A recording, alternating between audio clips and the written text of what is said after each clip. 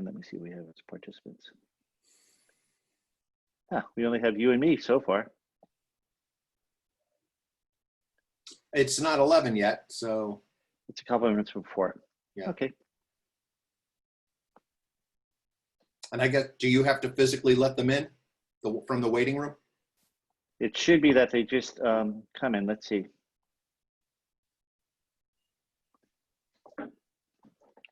I'm gonna just reach out to Claire. She's the one who does this all the time for us.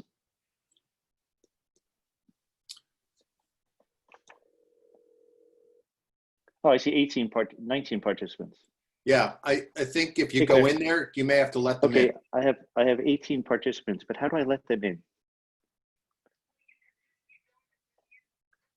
I just went live. Yeah. So on the okay, it says 19 participants already. Okay. Okay. All right, so I should be ready. Thanks. Welcome, everybody. My name is Bill Atkins. I'm with Monmouth SCORE. I'm their chapter chair.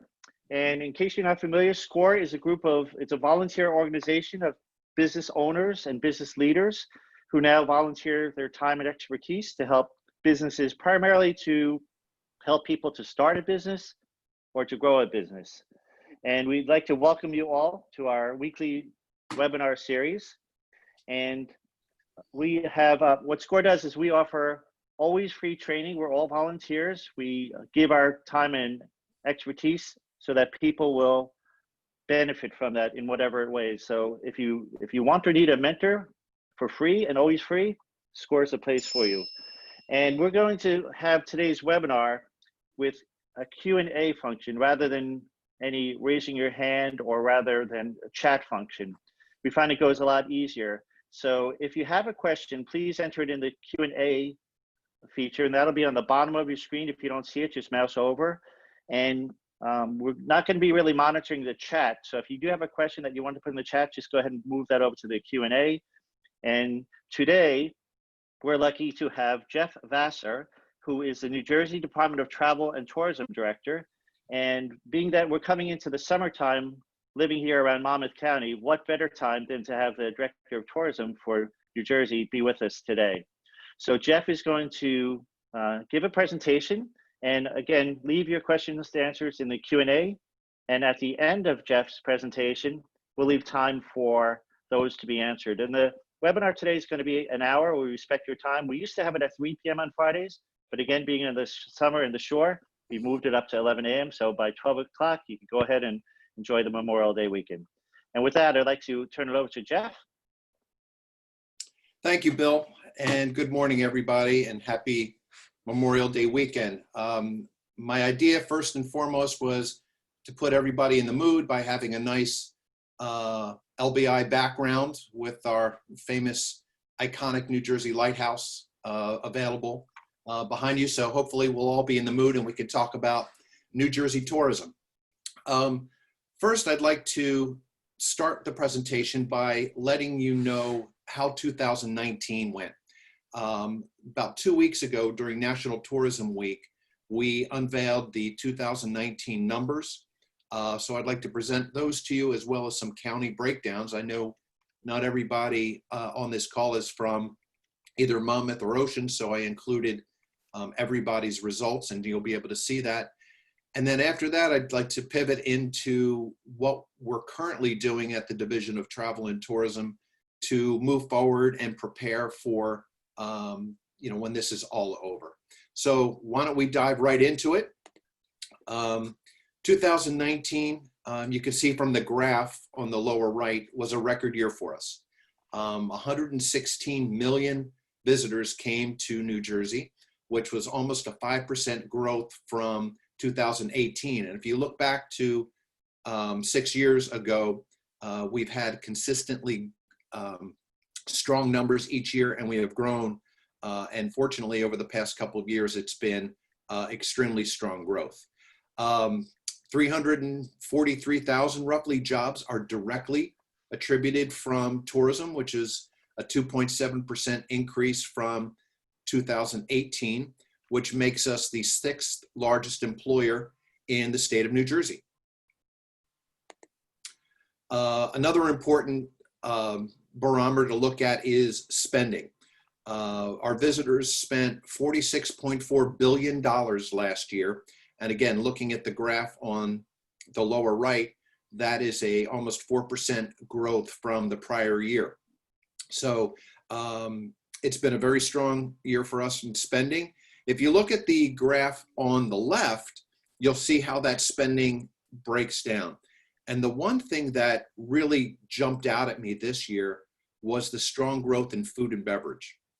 It used to be that lodging was always the main driver, and there was a huge gap between number 1 and number 2 in our rankings. But food and beverage really moved forward this year and practically is even with lodging. That is in part because of a lot of the counties and a lot of the destination marketing organizations around the state are really focusing on culinary tourism. They're focusing on the quality of the restaurants, the named chefs and restaurateurs that are coming into New Jersey, as well as the great wineries and breweries and distilleries that have popped up. So it's creating a great opportunity for us to really go after that culinary tourism market, which is one of the fastest growing segments in all of tourism throughout the United States. So in our marketing, we've really been pushing the culinary side, food and beverage and wines and beers. And a lot of the local DMOs have done that too. And it's taking advantage of the fact that the quality of our wines and beers and the sheer number of craft breweries that have opened in New Jersey over the past 5 years has been astounding. A little tidbit for everybody, the number 1 state in growth of craft breweries has been New Jersey. Number 2, surprisingly, is Kentucky, and can't understand why Kentucky is number 2 in beer. The only thing I could think of is perhaps people are getting sick of bourbon. But be that as may, the craft brewery scene in New Jersey is very strong. Here's the breakdown by county. Atlantic County is still far and away the biggest driver of tourism dollars. And Cape May County continues to be number 2. And Ocean County continues to be number 3, frankly. So that pretty much has stayed the same, but it's the growth that has really changed over the past year, and we'll get into that. I'll leave this up for a second so everybody can see, where their county has performed. But as you would expect, the biggest growth has been actually in the non-shore counties. For the first time last year, 52% of tourism spending occurred in the non-shore counties. The pure dollars are still, along the shore, but the growth has been, in the discussions of arts and culture, history, heritage tourism, agritourism, ecotourism. That's where our growth has really been. And when you think about it, in 6 years, we're going to be celebrating the 250th anniversary of the American Revolution. And New Jersey was central in that. We have almost 150 Revolutionary War sites, and we're going to be working very hard to promote that and to make a tourism component for the Revolutionary War. Employment. Here's how New Jersey breaks down. As I said, direct jobs, 343,000 roughly. That doesn't, account for the indirect jobs, people that have businesses that support tourism.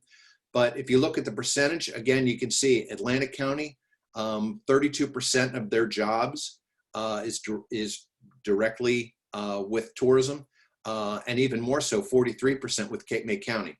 So you can see how important the employment numbers are for the state of New Jersey. We are the 6th, as I said, the 6th largest industry, and that certainly is going a long way into getting people's attention as far as how important we are and how important it is for us to come back from this. Our visitation numbers, you can see our growth. Normally, we're all in the single digits. The outlier here was Atlantic County, last year had a almost 12% increase. And that's attributed to the fact that it was the first full year that the two new casinos, Ocean and Hard Rock, had been open. So that's why the number is so big, because it reflects the, again, the first full year of the two new casinos that have done very well. So with that said, tourism economics, which produces our economic impact study each year, we asked them to look at what the predictions are going to be for travel and tourism for New Jersey with the with COVID-19. Their assumption was that in June next month we're going to start coming out of this, and the losses are for tourism are about 2/3 to 3/4 for the actually March, April, and May period.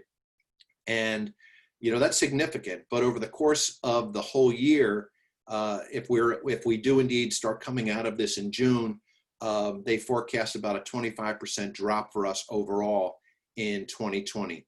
That would mean we would drop from about 116 million to 88 million visitor trips in 2020. The good news is that we will be expected to come back from this relatively quickly in 2021. The projection is we will jump back to roughly 110 million visitors in 2021. And that's due in part because New Jersey is a drive destination. We are not dependent on people getting on an airplane to come to New Jersey like other destinations are.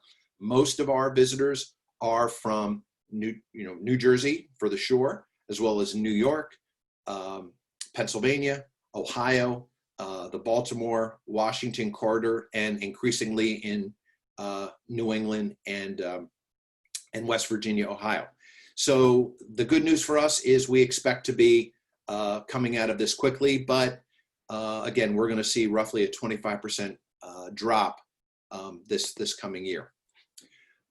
So to pivot from the 2019 numbers to what we're doing today, when this happened in March, initially everybody went dark, you know, as far as their advertising. You didn't want to be doing any in-your-face promotions because, frankly, it wasn't going to mean anything. And secondly, it was rather insensitive when you consider the fact that, you know, people are struggling. They're struggling either because of an economic condition, or they're struggling because of a medical condition, whether it's themselves or a loved one. So we didn't want to go out and, you know, tell people to come to New Jersey and really, you know, drive that home. We wanted to be, you know, more subtle. We wanted to be there for people when they were ready to engage us. And the idea was we wanted to create a level of awareness. We wanted to create a level of engagement that we would continue to be top of mind, so that when this thing is over, this COVID-19 virus, you know, has passed, and people are, you know, willing to travel again, they're going to be thinking of us. So the Division of Travel and Tourism is certainly committed to keeping people inspired and keeping people engaged, because that's the only way we're going to be able to compete when we're ready to come out of this. With that said, we were trying to think of what we're going to do.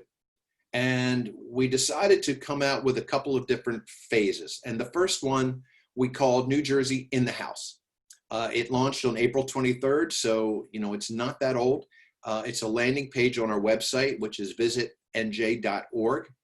And again, the idea was to engage our visitors and our residents alone about what there is to do in New Jersey, get people excited, keep people engaged, as I said, and, you know, get things more aspirational. So when we're ready to travel, we're going to be here when it happens. So the whole idea is to make this a one-stop shop where people can experience the sights and the sounds, and we say the smells and the vibes of New Jersey, and to keep us top of mind. So I'm going to go through some of the, you know, the different buttons that you see here. They're kind of hard to read, but I'll show them to you now. Everybody loves a good webcam.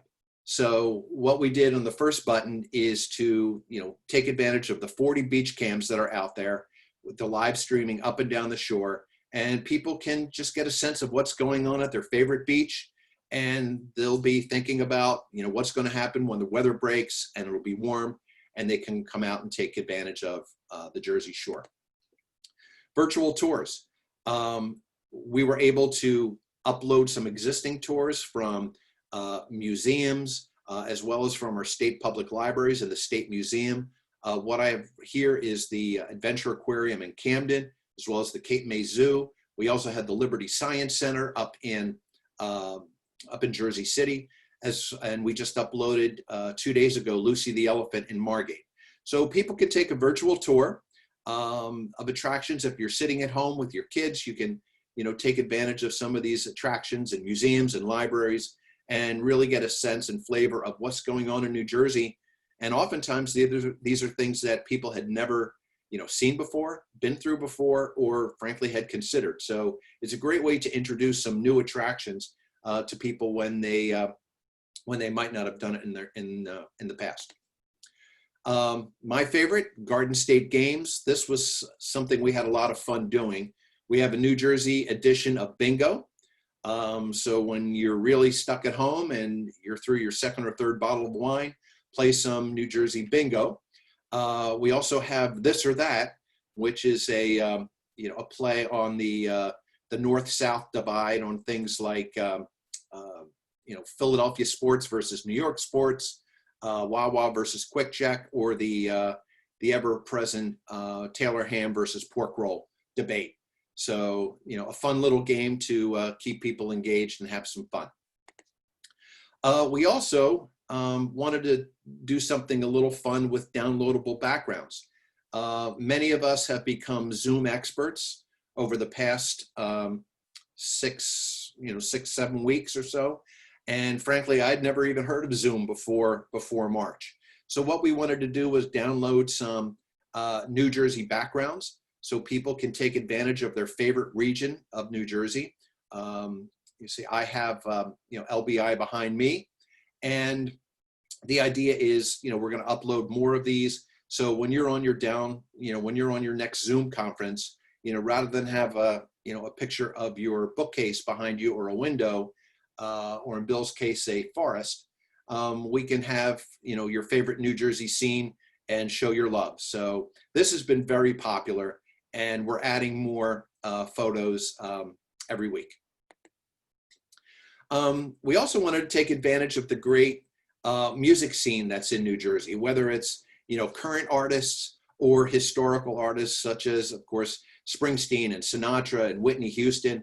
And we created a Spotify playlist of great New Jersey songs that you can play in the background, or while you're on your computer. So we wanted to keep people engaged and have a few laughs and say, I never knew that so-and-so was from New Jersey, and I had never heard of the Bleachers. So, this is a great way for me to, learn a new music genre.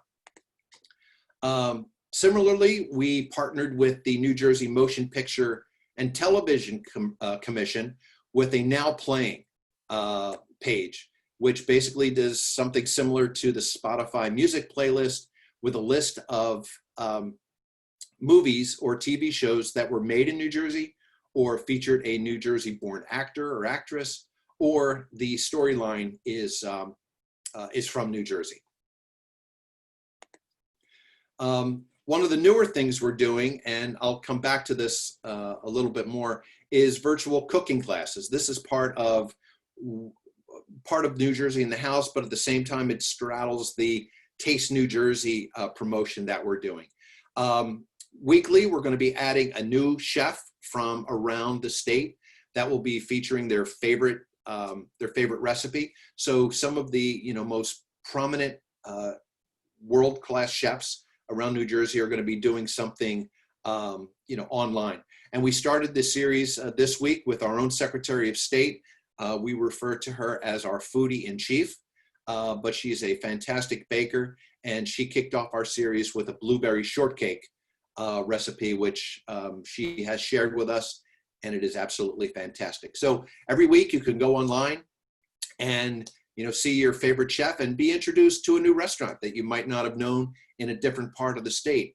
And what we're doing is combining the virtual cooking class with the movie and we're going to promote every Wednesday night dinner and a movie, where you can, either take out food from your favorite local restaurant, experience a virtual cooking class, and of course, sit down with a great bottle of New Jersey wine or beer and watch a New Jersey movie. So if that doesn't keep you engaged, I don't know what will.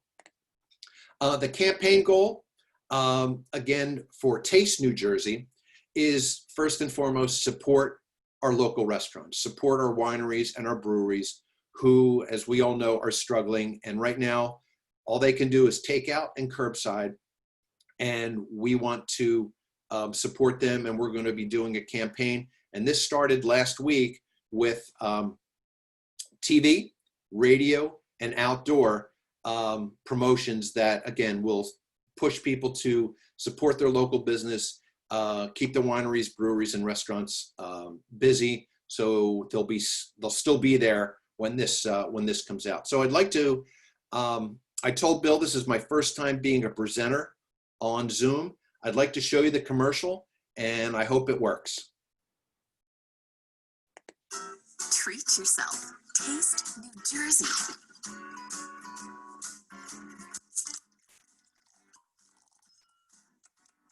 See what's cooking. And raise those forks for your freshly made homegrown favorites. New Jersey. Support your local restaurants, wineries, and breweries at visitnj.org. Yum! Brought to you by the New Jersey Division of Travel and Tourism. Treat yourself. I hope everybody was able to hear that. Bill, would you give me a head shake if that worked? All right.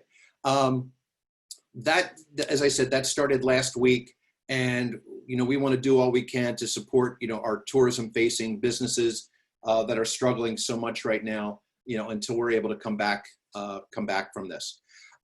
This campaign, New Jersey in the House, as I said, it started April 23rd. So these are some stats for you, web stat people out there.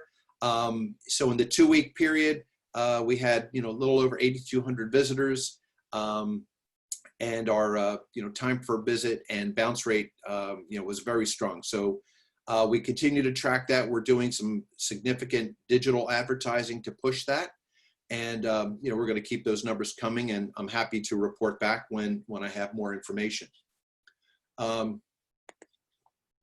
Some good publicity about New Jersey in the House. We just had an article in the Philadelphia Inquirer this morning, and Philadelphia Business Journal yesterday. So we're getting some good promotion about our New Jersey in the House and Taste New Jersey campaign as well. I think part of that is due to people seeing the Support Your Restaurant and Winery Brewery campaign. Where we're going from there, what I just shared with you was pretty much phase 1, to keep our businesses going. Phase 2 is, as we're getting ready to come out of this, we're calling it Better Days, end of quarantine period. The idea is, again, to be more aspirational, to get people thinking about what it is they can look forward to and keep them engaged. And you have some pictures, on the right-hand side of some of the images we're going to be sharing and talk about as we move forward. But the goal ultimately is going to be, again, to get people excited. And, we're going to make sure that, New Jersey stays top of mind. Phase 3, as we call it, is the welcome back, where we're out there and we're really competing with our other states, that too are looking to bring people to their beaches and shores and other attractions. And we're right now working on that plan and that campaign so that when we get the green light, we're going to be ready to go. There's not going to be any downtime to get that up to speed. We're going to be ready to move. So that's where we're going with phase 3. Phase 4, we'd like to talk about bringing some celebrities, involved and feature them to talk about some of their favorite, times in New Jersey and why it's important for them to be a part of the recovery period for New Jersey. With that said, that's my presentation. Bill, I'm at 22 minutes, so not too bad in timing. But I'd like to let folks know that if you go onto our website, visitnj.org, You can get the full 2019 economic impact study at the bottom of our website. You'll see about New Jersey tourism, and if you go on there, you'll see all of our research reports, and you certainly can help yourself to that and any other economic impact or visitor profile study that we've done. So with that, thank you very much. Again, I'm honored to have been asked to be a part of this, and I hope everybody will be out there supporting their local businesses until we're all out of this. Thanks for having me. And Bill, of course, I'm happy to answer any questions you have.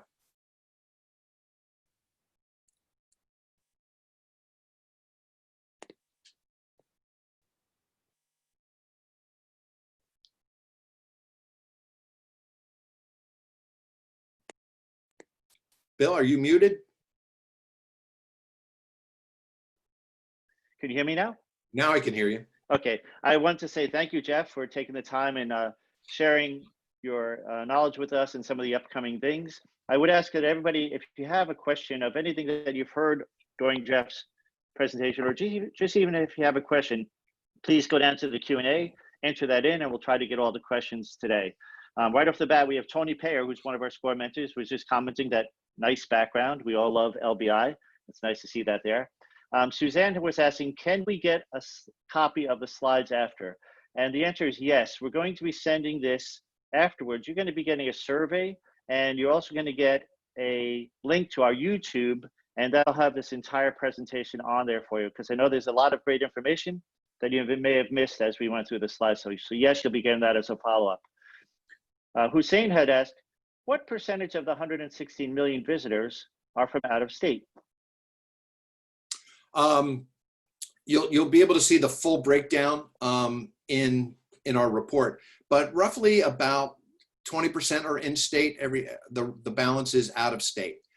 We have about 7% that are international. That's mostly driven by Canadians that come down to the Jersey Shore in the summer.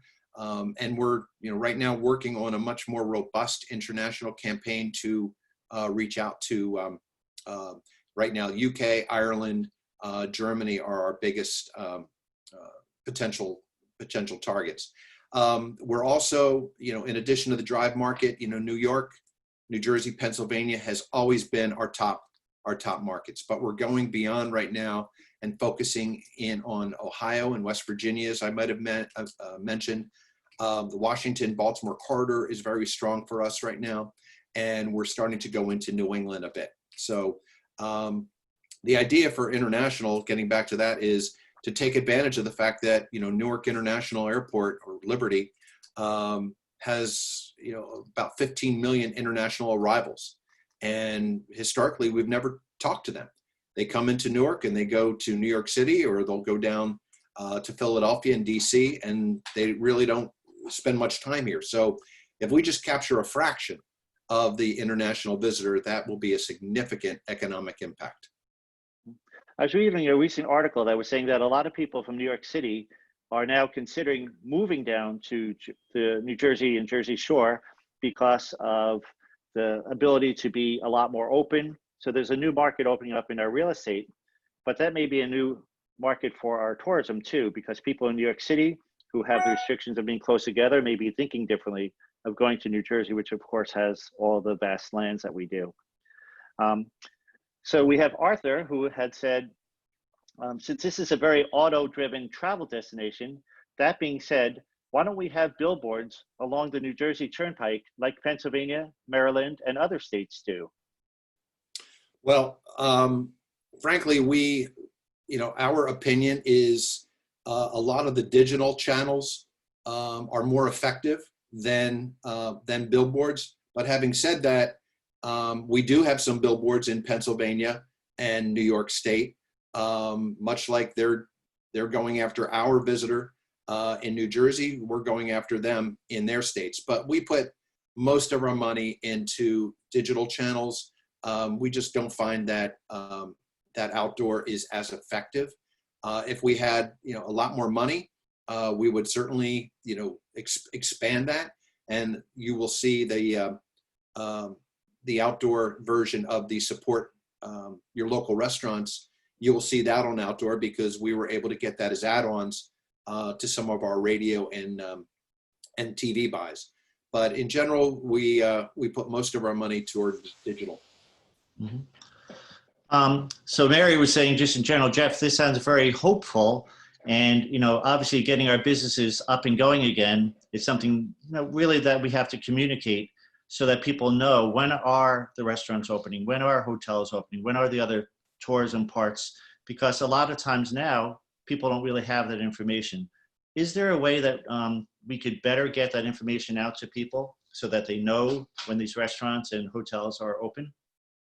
Well, we plan, that's part of the campaign when I talked about phase 3, the campaign of letting people know that we're open. Right now, I wish I could tell you when we're going to open fully. I just don't. And, we're going to be taking it, by baby steps and opening things gradually. But when we're ready to go, we're really going to be putting a lot of money into letting people know we are open and to come on down and see us. We're also hoping when you think about, and there really hasn't been anything comparable to what we're going through right now, but in 2012, when Hurricane Sandy hit, we were able to get a federal grant of about $25 million to advertise that we're back, and we're hopeful that we'll be able to get some similar federal monies to be able to do that as well. We're not, counting on that, but, we're certainly hopeful that we'll be able to do that and to be able to supplement our budget. When you think about that $25 million for Sandy, our total budget right now is only $9 million.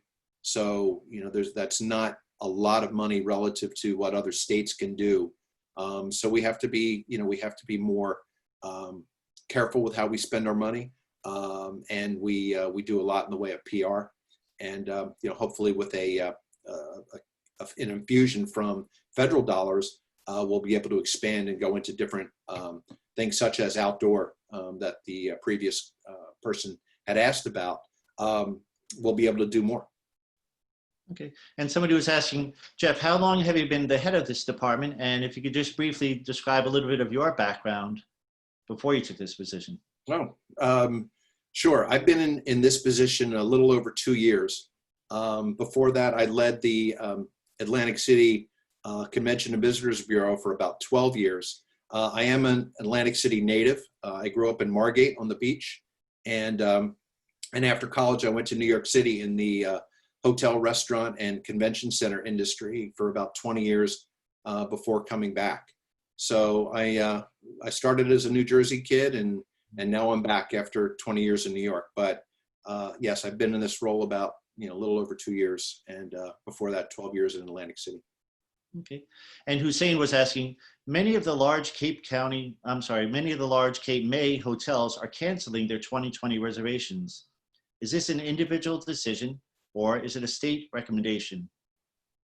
That is an individual decision. The state, is not telling people what they can do as far as, planning for advance reservations. A lot of it is driven by, the parent chain. Marriott, for instance, will have on their website, certain rules and regs and promotions. I'm sure, these hotels are encouraging people to make a reservation. And of course, I'm sure they're also offering a free cancellation, if they aren't able to come down. But no, the state's not saying you cannot make reservations at all. Okay. And I've been seeing a lot with the airlines who are like United Airlines, for instance, is really promoting and advertising how they're cleaning their planes or cleaning their equipment, things that they're doing to be proactive. Are the bus companies, and this is from Gary, are the bus companies doing anything to ensure their customers, or for instance, trains, which are a way to get people into the state from other places? To be honest, I don't know, but I would have to assume that the motor coach industry is doing the same thing. What Gary just mentioned for the airlines, the hotels have talked about them doing the same thing. Amtrak has talked about doing the same thing, and New Jersey Transit. So I can't imagine that the motor coach industry, which is similarly in a very difficult position right now, they must be doing the same thing. So I can't imagine that they wouldn't be doing that. But to be honest, I haven't heard specifically. Okay. And we have Claire, who's our normal moderator, who's actually going away for a few days. Good for you, Claire. Wanted to ask, how do you capture statistics of visitors? Where do the numbers come from? Tourism Economics is a worldwide organization, and they have a proprietary model where they look at everything from tax receipts, beach badge sales, airline employments, and hotel occupancies, and a variety of things like that, as well as what we provide as far as the numbers passing through the Turnpike, the Parkway, the Atlantic City Expressway.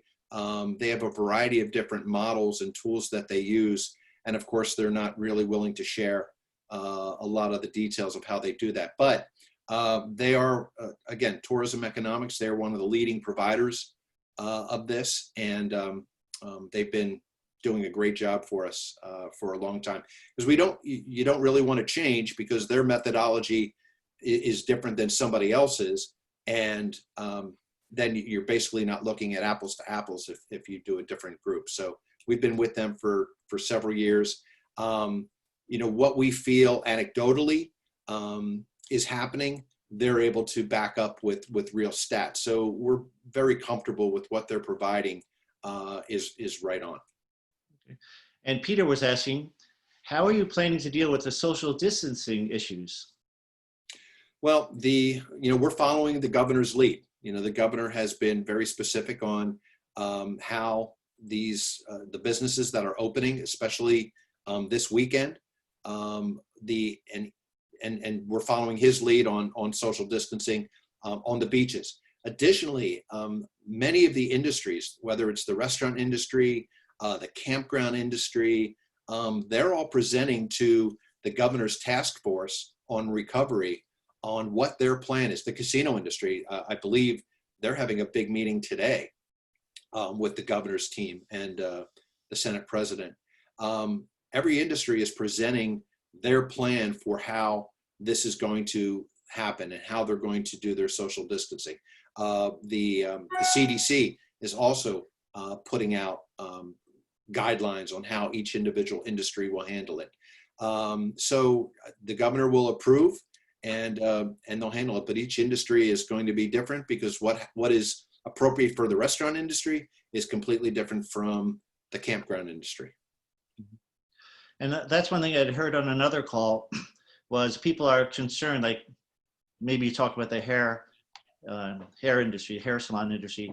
A lot of people there are saying that they just don't know when they're going to open. And there's a frustrating situation now of being a business and not knowing, but they were hoping that they could get a little bit more of a time frame so that they can, bring back their employees, they can stock their stores and all that. So is there sort of a time frame that we're looking at for different businesses to be open so that they can plan properly?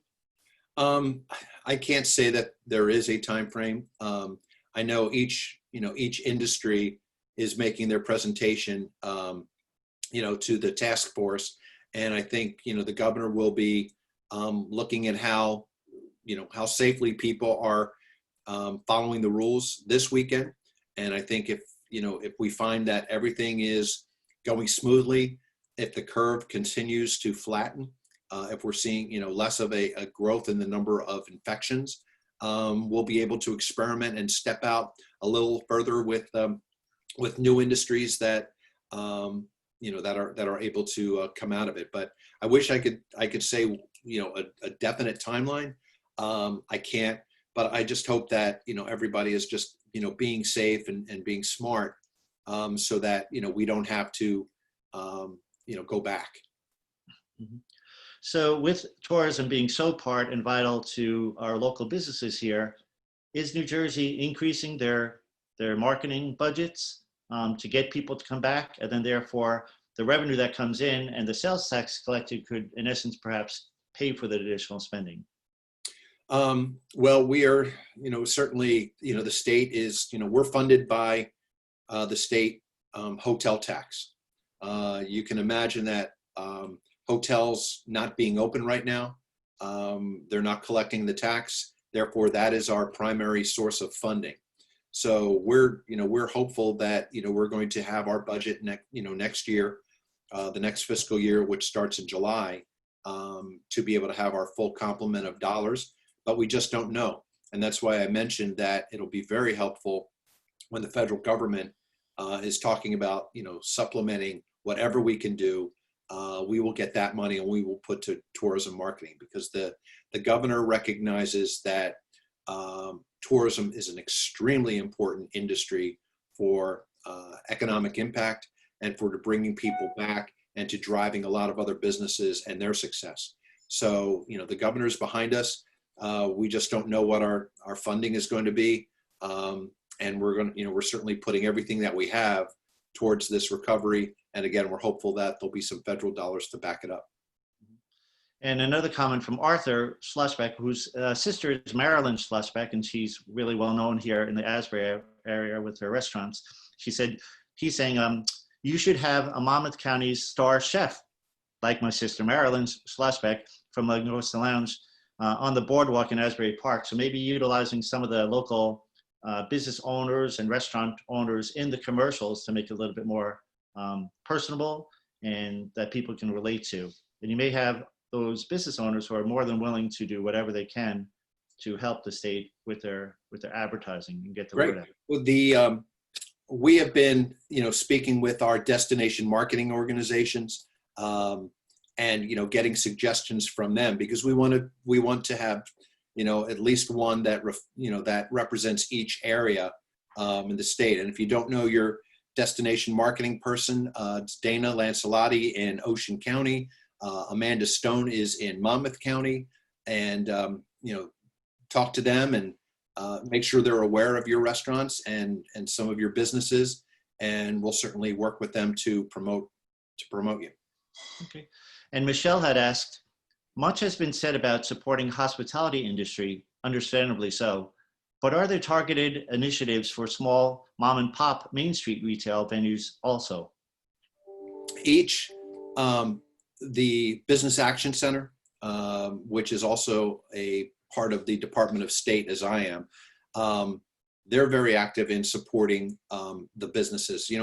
My portfolio is tourism and tourism-facing businesses, and the Business Action Center, they're handling the non-tourism businesses, and they're working very hard to make sure everybody has access to all of the financial programs that are available to them, to the marketing that is available to them, and certainly to the degree that they can, get the message to the transition team and the recovery team.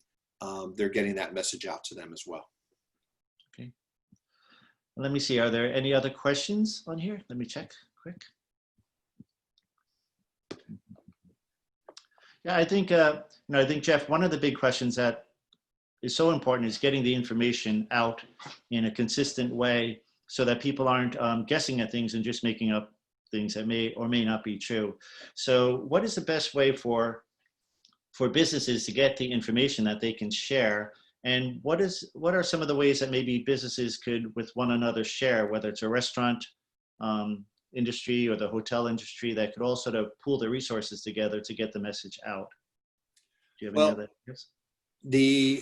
What we do, as I said, we have 14 destination marketing organizations throughout the state, and we work with them because they're the ones that are on the ground with their particular, with their businesses, with their specific region, and they know what's going on in their area. So we work very closely with them, get them the information that they have every day. We're sending them updates from the governor's office, any updates we get from the health people, and we take the governor's daily press conference and condense that into a one-page report and get that out, every day to our DMOs. So I would certainly encourage you reach out, as it relates to tourism, reach out to them And, if it's non-tourism business, I would suggest, reaching out to the Business Action Center, also in Trenton, to get updates on what's going on. But if you go on to, any of our websites or the state's website, you'll be able to get whatever information we have available to us. But if you go on ours, you'll see, what we're doing for, for the tourism related businesses. And again, we work very closely with our destination marketing organizations around the state. And with their beaches and the restaurants, hotels, and all the businesses that benefit from all those people coming in, are the beach openings up to the individual municipalities? Is it up to the county? Is it up to the state? Who controls which beaches open?